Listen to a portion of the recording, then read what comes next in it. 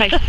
Okay, yeah, we've done a couple of street parties, and about 30 people, just sort of our section really of the street. It was all very impromptu. Everyone just brought out chairs and garden furniture mostly, and people just brought a bottle of wine, brought some things. We had tea and coffee, coming out with one of the houses, and it was more snacks. People just brought biscuits or cakes, or and it was very sort of inorganic. I just knocked all the doors to let people know that it was going on in advance. Somebody else did another knock a few days before.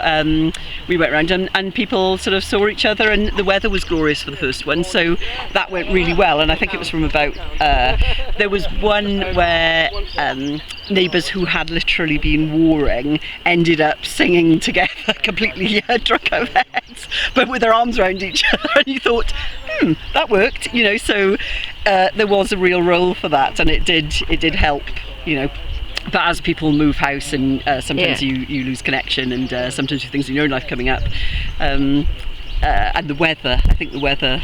When you said people were coming together, did you notice that the atmosphere lasted a while? Oh yeah, absolutely, afterwards, because you didn't have such tensions over things like residence parking. You had just people saying hello to each other for quite a while, and even people that weren't going to be there that day. There was a lady who I didn't know very well, but the morning we were sort of setting up, came over and just gave us a bottle of wine and said, I can't come, I'm committed to outside things today, but I wanted to just but she was still give involved something for everyone, because I think it's a really good idea. So yeah, so that was lovely, Yeah. But that's the sort of mentality around it, and and the children as well, because quite often they don't go out the houses these days, so it was nice for them to interact, and friendships were sort of formed that lasted beyond, for adults and children. So yeah, no, it was great. Okay.